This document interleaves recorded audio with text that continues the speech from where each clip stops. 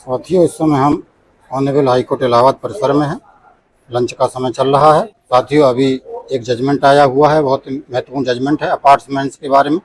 जो अपार्टमेंट बनाए जाते हैं विकास प्राधिकरण द्वारा या प्राइवेट डेवलपर्स के द्वारा, उनके संबंध में अभी 17 मई 2025 का लेटेस्ट जजमेंट आया हुआ है ऑनरेबल हाई कोर्ट इलाहाबाद का। इलाहाबाद हाई कोर्ट की डिवीजन बेंच के द्वारा दिया गया है। Honourable justice Manoj Kumar Gupta and honourable justice Anish Gupta की डिवीजन बेंच के द्वारा। ये पार्टी नाम है Ravish Tiwari versus Prayagraj Vikas Pradhikaran and another के नाम से ये writ C number 6013 of 2025 honourable high court के समक्ष फाइल हुई।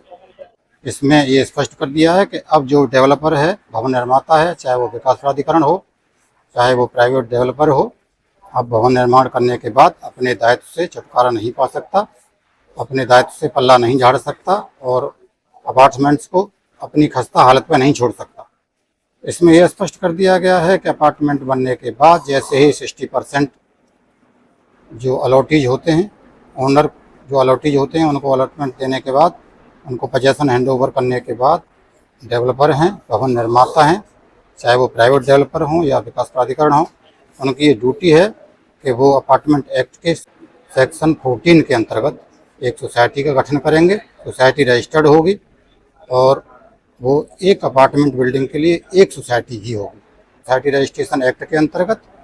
और उसका जो गठन किया जाएगा वो जो ओनर अलॉटी होंगे उनकी सहमति से किया जाएगा और जो सोसाइटी के सदस्य होंगे वो ओनर्स जो अलॉटी होंगे उन्हीं में से निर्वाचित किए जाएंगे। उनकी सोसाइटी की ये ड्यूटी होगी कि जो उस अपार्टमेंट में रहने वाले लोग हैं उनकी मूलभूत आवश्यकताएं हैं, बिजली की, पानी की, रोड की या जो भी और भी जिस तरह की आवश्यकताएं हैं उनको वो पूरी करें। जो रजिस्टर्ड सोसाइटी का गठन किया जाएगा उसमें डेवलपर का एक्टिव रोल रहेगा। अपार्टमेंट के अंदर 60% या उससे ऊपर जो पोजेसन हैंडओवर किया जाता है अलॉटीज को, वैसे ही ये सोसाइटी रजिस्ट्रेशन की प्रक्रिया।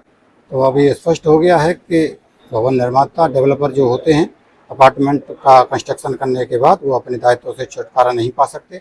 ये नहीं कह सकते कि हमने अलॉटीज को पोजेसन दे दिया है और अब हमारी कोई दायित्व नहीं है, क्योंकि अधिकांश केसों में यह देखा गया कि जैसे अपार्टमेंट का निर्माण होता है और अलॉटी को पोजेसन हैंडओवर किया जाता है, उसके बाद वो डेवलपर जो होते हैं, भवन निर्माता, वो अपने दायित्व से मुकर जाते हैं और वो कोई ध्यान नहीं देते, अपनी खस्ता हालत में छोड़ देते हैं अपार्टमेंट को और वहाँ के जो अलॉटीज हैं उनकी हालत ख़राब हो जाती है। स्टार्ट कर दी जाएगी डेवलपर के द्वारा।